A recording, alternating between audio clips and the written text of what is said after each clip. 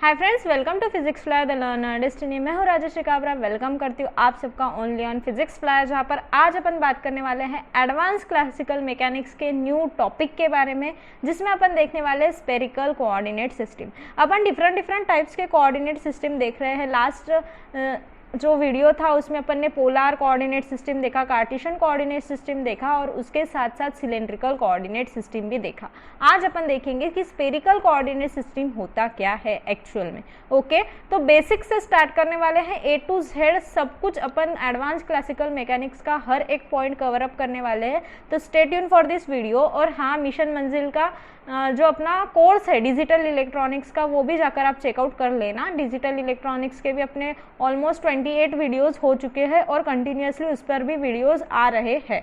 Okay, तो बिना time waste किए अब स्टार्ट करते हैं। अब देखो, फर्स्टली अपन स्टार्ट करने के पहले मैं आपको एक एग्जांपल लेकर समझाने की कोशिश करती हूँ कि एक्चुअल में स्फेरिकल कोऑर्डिनेट सिस्टम का कैसे अपन करते हैं, काउंट कैसे करते हैं। अब कोऑर्डिनेट मीन्स क्या, मैंने आपको कोऑर्डिनेट की डेफिनेशन क्या बताई थी। कोऑर्डिनेट मीन्स कोई भी लोकेशन को ट्रेस करना। क्या करना? लोकेशन को ट्रेस करना। किसी भी चीज़ की जगह अगर आपको बतानी है तो कोई भी एक रेफरेंस पॉइंट आप लेते हो और उस रेफरेंस पॉइंट से आप कहाँ पर हो या फिर किसी एक चीज़ का लोकेशन अपन ट्रेस करते हैं। वैसे ही ऑन अर्थ पर आप कहाँ पर हो। जैसे सपोज यहाँ पर ऐसा इंडिया अगर होगा, okay, this is our India, यहाँ पर ऐसा इंडिया होगा, यहाँ पर नॉर्थ पोल में कोई एक यहाँ पर कंट्री होगी। ओके, तो हर एक पूरे जो आपका अर्थ है, पूरे अर्थ पे डिफरेंट स्टेट्स होते हैं, डिफरेंट कंट्रीज होती है, डिफरेंट कॉन्टिनेंट्स होते हैं ना। तो वो जो कॉन्टिनेंट्स होते हैं उनकी जगह क्या होती है? फिक्स होती है। अब पूरे अर्थ पर अगर आपको उसका लोकेशन बताना है तो अपन क्या यूज करते हैं? लॉन्गिट्यूड और लैटिट्यूड। क्या यूज करते हैं अपन? टू चीजें आप यूज करते हो, एक होता है लैटिट्यूड और दूसरा होता है लॉन्गिट्यूड। क्या होता है?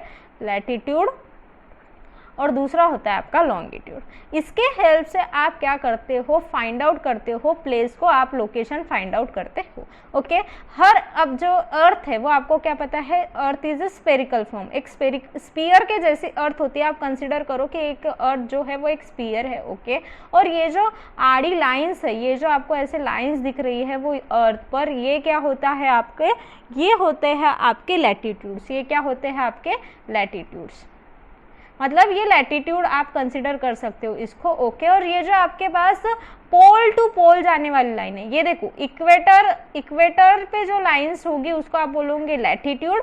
और जो पोल टू पोल ऐसी लाइन जाएंगी, ये देखो, ये जो ऐसी लाइंस जाएंगी one pole to another pole, मतलब north pole to south pole, ऐसी जो लाइंस जाएंगी उसको आप बोलोगे लॉन्गिट्यूड। क्या बोलोगे उसको आप? लॉन्गिट्यूड। ओके, अब सपोज टू बी मैं इंडिया में रहती हूँ, अभी मैं औरंगाबाद में हूँ और औरंगाबाद में यहाँ पर कोई मेरी एक प्लेस है। Suppose this is our India और इंडिया में यहाँ पर महाराष्ट्र है। ओके, यहाँ पर ऐसा महाराष्ट्र है और यहाँ पर औरंगाबाद है। तो यहाँ पर मैं हूँ, तो यहाँ पर जो है, मैं इसको इरेज कर देती हूँ सबको। और देखो, अब मैं सपोज टू भी यहाँ पर इंडिया है, इंडिया में यहाँ पर महाराष्ट्र और महाराष्ट्र में यहाँ पर औरंगाबाद है। तो मैं अभी यहाँ पर जो मैं ब्लैक डॉट कर रही हूँ वो मेरी प्लेस है। तो अब मैं पूरे अर्थ पर कहाँ पर हूँ ये फाइंड आउट करना है, इसकी लोकेशन बताना है। तो मैं क्या करूँगी? लैटिट्यूड और लॉन्गिट्यूड के हेल्प से इसकी पोजीशन मैं बता सकूँगी। ओके, जो आप डिग्री सेंस में ऐसे बोलते हो, तो हर एक जगह का जो लैटिट्यूड लॉन्गिट्यूड होता है वो क्या होता है? डिफरेंट होता है। किसी भी जगह का लैटिट्यूड लॉन्गिट्यूड सेम नहीं होता। आपको कोई भी जगह का लैटिट्यूड लॉन्गिट्यूड सेम नहीं मिलने वाला। क्लियर है बात? दूसरी बात, अब देखो, सपोज टू भी आपके पास हाँ, भले ऐसे हो सकता है कि दो प्लेसेस है। सपोज यहाँ पर आपके पास चाइना है। ओके, दिस इज चाइना और ये यहाँ पर है आपका इंडिया। Okay, India. तो कुछ प्लेसेस जो है चाइना की और इंडिया की, वो एक लैटिट्यूड पर हो सकती है या फिर एक लॉन्गिट्यूड पर हो सकती है। मतलब उनका कोई भी एक लैटिट्यूड या फिर लॉन्गिट्यूड, दोनों में से कोई एक कॉमन हो सकता है, लेकिन दोनों कॉमन नहीं हो सकते। जीपीएस वगैरह जो ट्रैकिंग होती है वो भी इसी हिसाब से होती है। ओके, अब आप बोलोगे कि सपोज टू भी आप रहते हो एक बिल्डिंग में। ओके, वहां पर फ्लैट सिस्टम है। ओके, आप सपोज रहते हो यहाँ पर, ओके। अब यहाँ पर आप रहते हो और यहाँ पर क्या है, फ्लैट सिस्टम है, ये आपका फ्लैट है, इसके ऊपर और एक फ्लैट है, इसके ऊपर और एक फ्लैट है और इसके ऊपर और एक फ्लैट है, और आपको देना है एड्रेस। तो ये जो आप फ्लैट में रहते हो, ये यहाँ पर आप सपोज टू भी रहते हो ग्राउंड फ्लोर पे, और आपका कोई रिलेटिव है वो आपका रहता है 4th फ्लोर पे। ओके, ग्राउंड फ्लोर पे 4th फ्लोर पे ऐसा रहता है। अब इसको इसका लिए भी एड्रेस देना है आपको, इस फ्लैट के लिए भी एड्रेस देना है और इस फ्लैट के लिए भी एड्रेस देना है। तो यहाँ पर अब एड्रेस का कैसे आएगा, कौन से लॉन्गिट्यूड पर है वो देखा जाएगा और कौन से लैटिट्यूड पर है वो देखा जाएगा। लेकिन अब देखो, अब मैंने जैसे बताया कि कोई भी प्लेस जो है, कोई भी प्लेस का दोनों भी कॉमन नहीं हो सकते, दोनों क्या क्या, लैटिट्यूड और लॉन्गिट्यूड दोनों भी कॉमन नहीं हो सकते। बट इस केस में तो कॉमन आ रहा है क्योंकि बिल्डिंग एक ही जगह है ना, तो कॉमन आ रहा है। फिर इस केस में सिनेरियो क्या हो जाएगा, फिर आप क्या देखोगे, उसका अल्टीट्यूड। क्या देखोगे आप, उसका अल्टीट्यूड। अल्टीट्यूड आपको बताएगा कि कहाँ पर वो आने वाला है। समझ में आया? तो दिस इज द बेसिस। अब देखो, लोकेशन ट्रेस करने के लिए आपको लैटिट्यूड, लॉन्गिट्यूड और अल्टीट्यूड की जरूरत होती है। और जो आपके स्पेरिकल कोऑर्डिनेट्स होते हैं वो होते हैं, आपके स्पेरिकल कोऑर्डिनेट जो है वो 3 है। कौन कौन से 3 है, वो है आपके पास r, थीटा और फाई। क्या है, r, थीटा और फाई। ओके, अब ये जो आपका r है वो क्या डिनोट करता है, आपके अल्टीट्यूड को। ओके, r क्या डिनोट करता है, आपके अल्टीट्यूड को। ओके, देन आपका जो थीटा है, ये जो आपका थीटा है वो क्या डिनोट करता है, थीटा आपका डिनोट करता है लैटिट्यूड को। थीटा किसके लिए डिनोट करता है, आपके लैटिट्यूड को। और जो आपका फाई है वो किसको डिनोट करता है, लॉन्गिट्यूड को। तो आप r, थीटा और फाई के हेल्प से क्या कर सकते हो, आपका जो कुछ भी कोऑर्डिनेट्स है वो क्या कर सकते हो, फाइंड आउट कर सकते हो। समझ में आई बात, क्लियर है यहाँ पर? ओके, ये सारी बातें होगी इसकी। अब ये जो है स्पेरिकल कोऑर्डिनेट्स, उसके बारे में थोड़ा सा आप डिटेल में जाएंगे। Okay, suppose this is our sphere, और ये स्फीयर में आपके पास जो है एक्सिस है वो होते हैं। ओके, अपन 3 डायमेंशन की बात कर रहे हैं, तो 3 डायमेंशन पे यू हैव 3 एक्सिस। तो यहाँ पर जो है मैंने ओरिजिन पकड़ा हुआ है। Okay, this is my X axis. Okay, this is my Y axis, यहाँ पर this is my Y axis, और ये जो मेरा ऊपर है वो क्या है, मेरा जेड एक्सिस है। ओके, क्लियर है? अब एक के पॉइंट कोई भी मैंने कंसिडर किया P, जिसका आपको लोकेशन फाइंड आउट करना है। और स्फेरिकल कोऑर्डिनेट सिस्टम में आप किससे पोजीशन फाइंड आउट करते हो, r, थीटा और फाई से। अब r, थीटा और फाई जो है, अब r जो है आपका क्या शो करता है, लैटिट्यूड। तो ये जो मैं आपको ब्लू से जो शेड कर रही हूँ वो क्या हो गया, आपका लैटिट्यूड। ये क्या हो गया, आपका लैटिट्यूड। ओके, अब ये जो P पॉइंट है वो कौन से इस पर है, देखो मैं यहाँ पर ब्लैक से ही शो करती हूँ इसको भी। ये जो देखो, ये जो P पॉइंट है वो कौन से इस पे से जा रहा है, कौन से लॉन्गिट्यूड पर से जा रहा है। ओके, ये वाले लॉन्गिट्यूड पर से जा रहा है। तो ये जो यहाँ पर आएगा, तो ये किससे एंगल बना रहा है, z से एंगल बना रहा है। तो ये जो z से एंगल बना रहा है तो उसको आप बोलोगे थीटा। ये जो एंगल बनेगा वो क्या हो गया, आपका थीटा। ओके, अब आपका ये जो P पॉइंट है वो कौन से इससे एंगल बना रहा है, मतलब कौन से लैटिट्यूड से एंगल बना रहा है। तो x से जो एंगल बनेगा, x से जो एंगल बनेगा उसको आप बोलोगे फाई, उसको आप क्या बोलोगे, फाई। समझ में आया स्पेरिकल कोऑर्डिनेट सिस्टम क्यों बोला जाता है, और इसको ही आप स्फीयर में ऐसे मान सकते हो। समझ में आया स्पेरिकल कोऑर्डिनेट सिस्टम।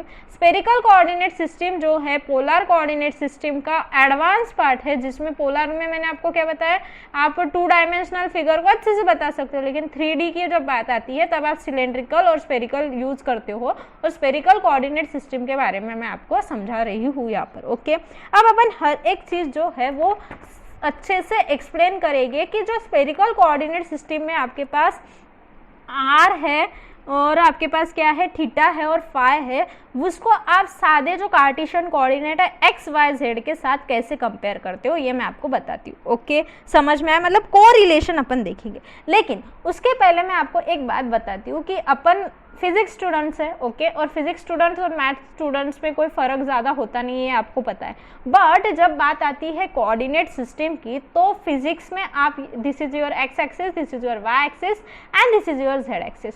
तो मैंने आपको एक बात बताई थी कि ये जो आपका होता है कोऑर्डिनेट्स, जो कुछ भी होते हैं उसकी सीक्वेंस मायने रखती है। ओके, तो जब आप स्पेरिकल कोऑर्डिनेट सिस्टम की बात करते हो तो इन फिजिक्स आप यूज़ करते हो आइसो कन्वेंशन, क्या यूज करते हो आप? आइसो कन्वेंशन, जिसमें आप यूज करते हो आर थीटा और फाई से, आर थीटा और फाई से। बट अगर आप बात करो मैथमेटिक्स की, अगर आप किसकी बात करो? मैथमेटिक्स की, तो मैथमेटिक्स में आर थीटा फाई यूज नहीं करते। मैथमेटिक्स में आप क्या यूज करोगे? R phi theta. समझ में आया? तो मैथ्स में आप यूज करोगे आर फाई थीटा, और जो फिजिक्स है, फिजिक्स में आइसो कन्वेंशन यूज होता है, जिसमें आप यूज करते हो आर थीटा और फाई। ओके, तो यहाँ पर कंफ्यूज होने की बात नहीं है। देखो फॉर एग्जाम्पल मैं बताती हूँ कि इंडिया में आप जो है वो डेट कैसे लिखते हो? इंडिया में आप डेट कैसे लिखते हो? इंडिया में आप लिखते हो डेट, देन मंथ और देन ईयर। ओके, लेकिन जो अमेरिका है, अमेरिका में डेट लिखने की जो ये है वो कैसी है? पद्धति जो है वो कैसी है? वो लिखते हैं मंथ, डेट और ईयर। तो ये दोनों भी होने के वजह से कोई भी चेंज हुआ क्या डेट में? आज अगर 21 है, 21 जुलाई है, 21 जुलाई 21 है, तो वहाँ पर भी अगर मैंने 7/21/21 लिख दिया तो भी क्या होगा? 21 जुलाई होगा, दूसरा तो कोई दिन होगा नहीं, राइट? तो यही बात है, आपको सिर्फ यहाँ पर जो है आपका तर्क लगाकर देखना पड़ता है कि क्या एक्चुअल में होगा। तो ये तो बात होगी फिजिक्स और मैथ्स में कोऑर्डिनेट सिस्टम में, जो आपका स्फेरिकल कोऑर्डिनेट सिस्टम है उसमें डिफरेंट क्या होगा और आपको कंफ्यूजन कैसे हो सकता है उस बारे में। तो यहाँ पर कोई भी कंफ्यूजन आपको क्रिएट नहीं करना है। इंडिया और अमेरिका में जैसे अलग अलग होता है वैसे वहाँ पर होता है। जैसे समझ लो इंडिया में आप ऐसे यूज़ करते हो, अमेरिका में अलग यूज़ करते हो, वैसे समझ लेना यहाँ पर फिजिक्स में आपने क्या यूज़ किया और मैथ्स में क्या यूज़ किया। समझ में आया? क्लियर है?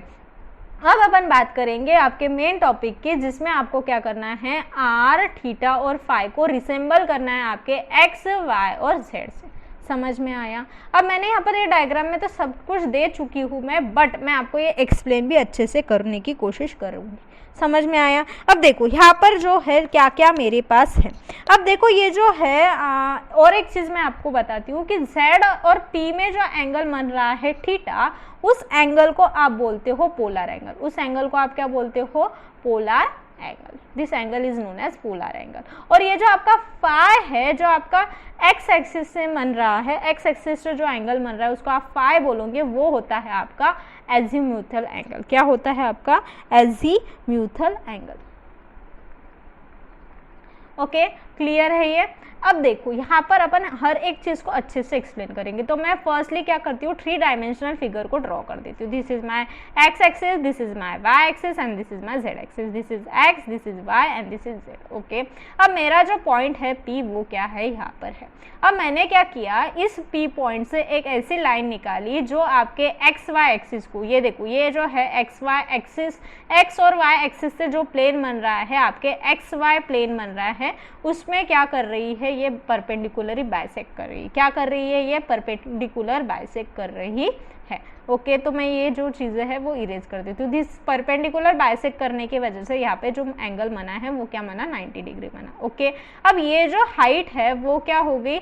इसके सेम होंगी। किसके सेम होंगी? ये जो z है उसके सेम होगी। तो आपकी जो हाइट है वो क्या होगी? आपकी z होगी। क्या होगी? आपकी हाइट z होगी।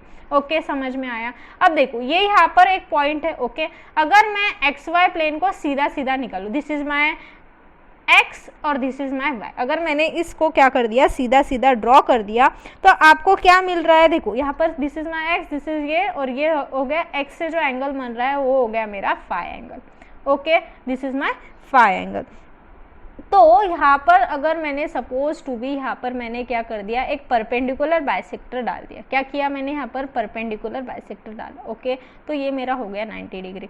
ठीक है, अब मेरे पास क्या क्या है? देखो यहाँ पर फिर क्या हो जाएगा? ये मेरा हो जाएगा x, ये मेरा हो जाएगा y। अब ये y है मीन्स ये भी y होगा, तो ये जो है वो मेरा एंगल है फाई। तो फाई के वजह से ये जो है वो आप निकाल सकते हो कि नहीं? इजीली निकाल सकते हो।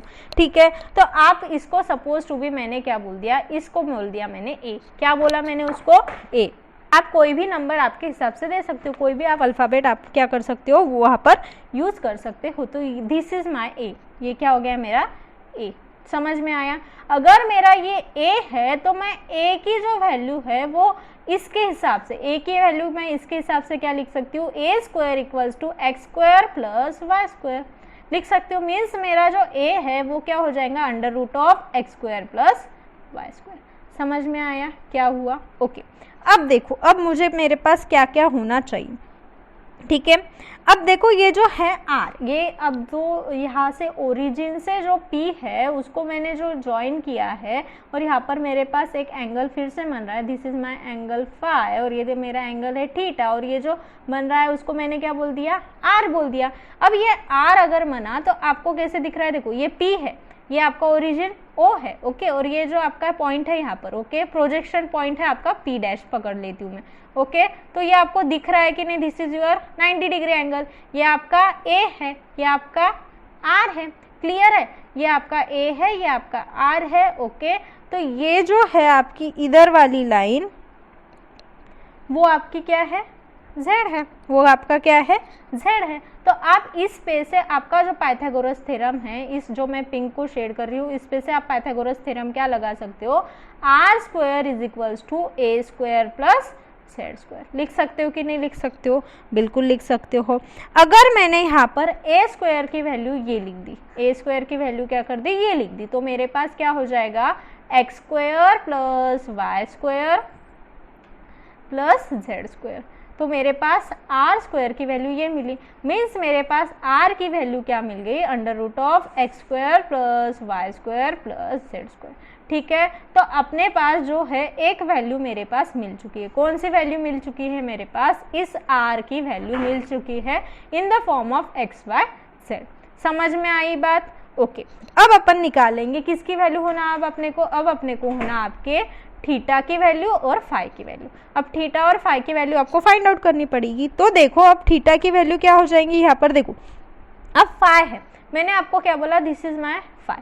तो अगर मैं फाई को tan लगा दूँ तो tan ऑफ फाई क्या होगा? tan ऑफ फाई क्या होता है? y upon x, y upon x है ना, अपोजिट अपॉन आपका बेस, ठीक है।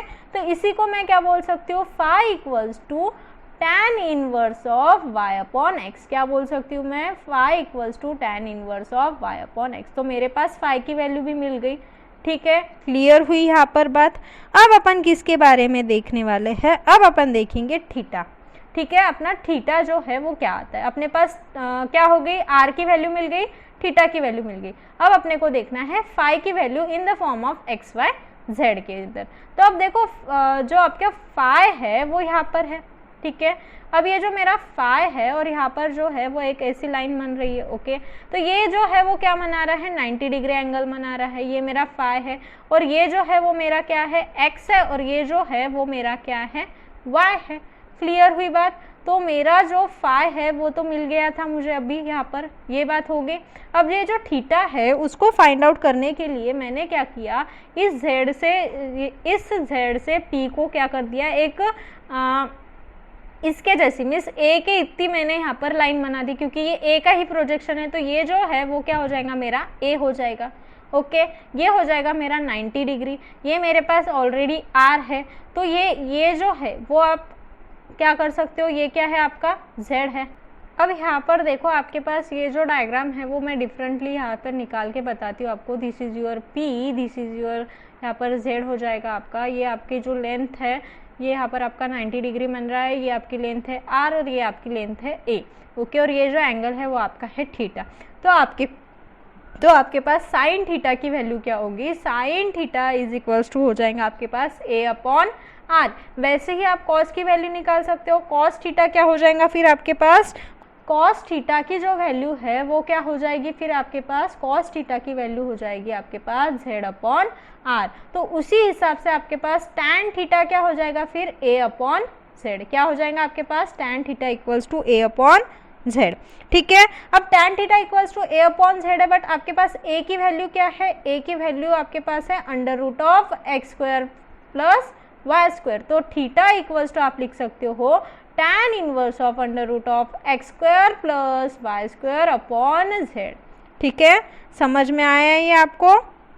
या फिर आप थीटा को कॉस इनवर्स के फॉर्म में भी लिख सकते हो। आपको थीटा की वैल्यू होना है ना, तो आप कॉस के फॉर्म में लिखो, टैन के फॉर्म में लिखो, कोई भी प्रॉब्लम नहीं है। आपको इन शॉर्ट क्या करना है, थीटा की वैल्यू निकालनी है in the form of X Y Z. तो टैन से निकालो, कॉस से निकालो, कॉट से निकालो, साइन से निकालो, कोई प्रॉब्लम नहीं। तो आप थीटा को और भी क्या बोल सकते हो, आप बोल सकते हो cos inverse of Z upon R. ठीक है, आप ऐसे भी इसको बोल सकते हो। और r क्या है आपके पास, r is equals to under root of x square plus Y square plus Z square. समझ में आया? तो आपके पास जो तीनों वैल्यू है in the form of X Y Z, R, theta और फाई, तीनों वैल्यू जो है आपके पास आ चुकी है। समझ में आया? बट यहाँ पर और एक बात यहाँ पर थोड़ी सी बच चुकी है कि आपको जो है ये R theta phi X Y Z के फॉर्म में तो मिल चुका है, बट इसको जो है आपको क्या करना है, पोलर फॉर्म में कैसे मिलता है ये भी अपन देखते हैं। ओके, पोलर फॉर्म में आपको कैसे मिलेगा ये मैं थोड़ा और बता देती हूँ आपको। ये यहाँ तक समझ में आया?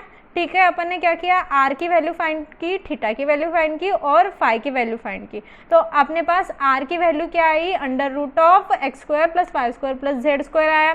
देन आपके पास थीटा की जो वैल्यू है वो क्या है, cos inverse of Z upon r, where r is equals to क्या है आपके पास, under root of x square y square plus Z square है। ओके, और जो आपका फाई है वो भी क्या आया, tan of phi equals to Y upon X. ये तीनों भी चीज़ें आपको मिल गई।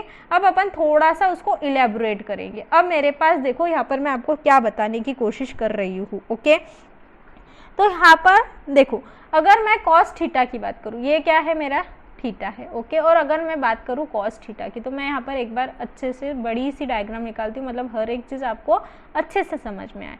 ओके, तो this is your X axis, this is your Y axis and this is your Z axis. Okay, this is your point P. अब ये जो P से यहाँ पर एंगल बन रहा है वो होता है मेरा एंगल थीटा। ये क्या होता है, मेरा एंगल थीटा। ओके, अब मैं अगर बात करूँ कॉस थीटा की, तो मुझे पता है कि ये जो ओरिजिन से P तक का पॉइंट है वो क्या है, मेरा R है। और यहाँ तक का अगर मैंने पॉइंट लिया तो ये क्या है, मेरा Z है। और मैंने आपको ये क्या बताया था, ये मैंने आपको बताया था आपका A। ठीक है, बताया था कि नहीं बताया था, बताया था। तो मेरे पास जो कॉस थीटा है वो क्या हो जाएगा, जेड अपॉन आर। क्या हो जाएगा, जेड अपॉन आर मीन्स होता है आपका base upon hypotenuse, base upon वो हाइपोटेनस। ओके, तो आपका जो cos theta is equals to आप क्या बोलोगे, जेड अपॉन आर। ये समझ में आया? फिर अब देखो, अब यहाँ पर जो है आपके पास क्या है, साइन ऑफ थीटा। अगर मैं साइन थीटा की बात करूँ तो साइन थीटा क्या हो जाएगा मेरे पास, a upon r means opposite upon your hypotenuse. Okay, ये समझ में आया? कॉस थीटा क्या मिला, साइन थीटा क्या मिला। अगर मैंने ए की वैल्यू पता करी तो ए की वैल्यू क्या हो जाएंगी मेरे पास, आर साइन थीटा। क्या हो गया मेरे पास, ए की वैल्यू आर साइन थीटा। ए की वैल्यू समझ में आई? अब देखो, कॉस ऑफ फाई अगर मैं निकालना चाहूँ, ये जो है मेरा वो क्या है, मेरा फाई है। अगर मैं कॉस ऑफ फाई निकालना चाहूँ तो कॉस ऑफ फाई क्या हो जाएगा, ये मेरा 90 डिग्री बना रहा है। तो कॉस ऑफ फाई ये मेरा एक्स है, ये मेरा ए है।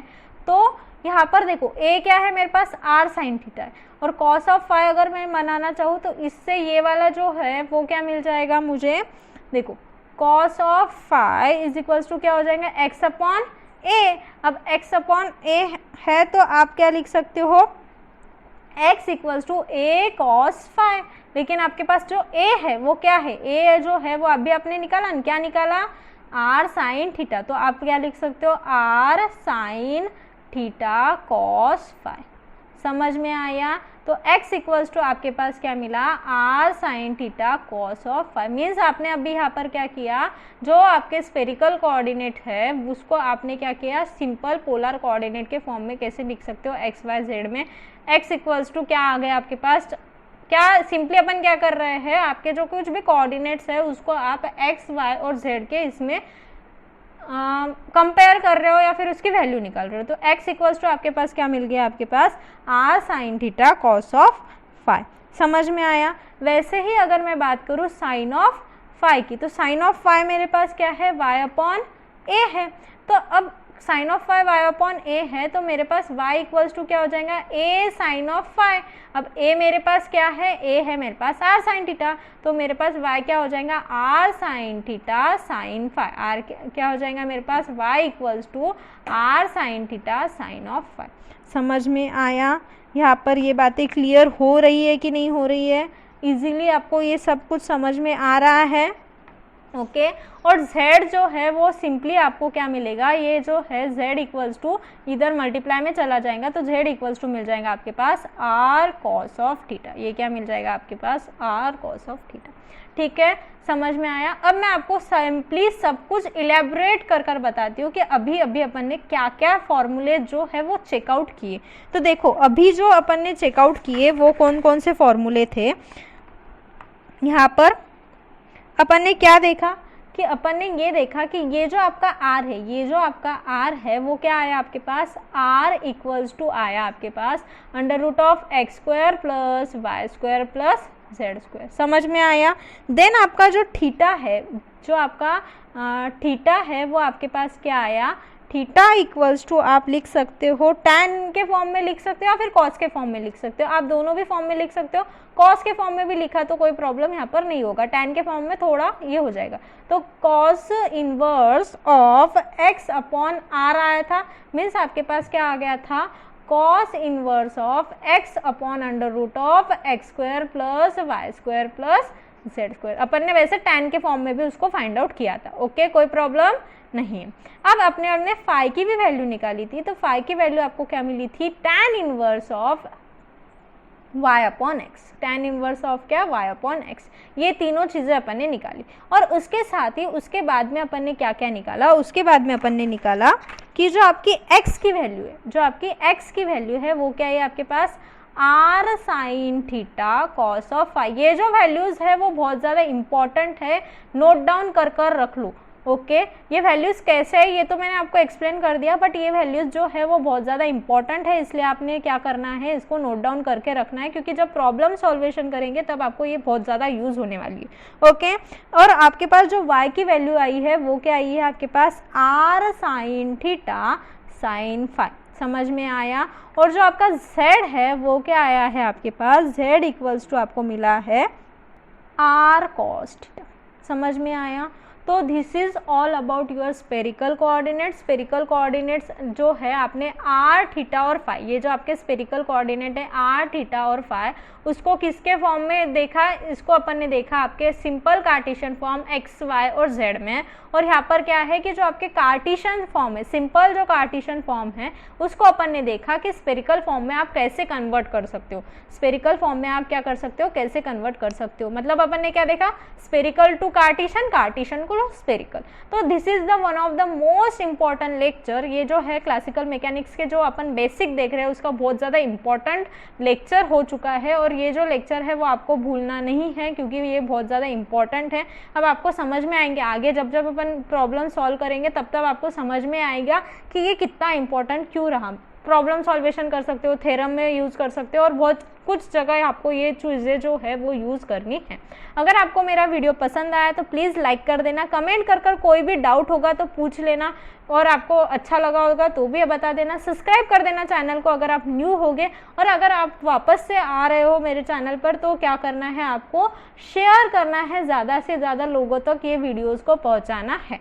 समझ में आया? दूसरी बात कि अगर आप यही वीडियो फर्स्टली देख रहे हो क्लासिकल मैकेनिक्स का, तो पिछले वीडियो में अपन ने क्या किया है, पिछले वीडियो में अपन ने सिलेंड्रिकल कोऑर्डिनेट, पोलर कोऑर्डिनेट और कार्टेशियन कोऑर्डिनेट्स, ये तीनों भी कोऑर्डिनेट्स देखे हैं।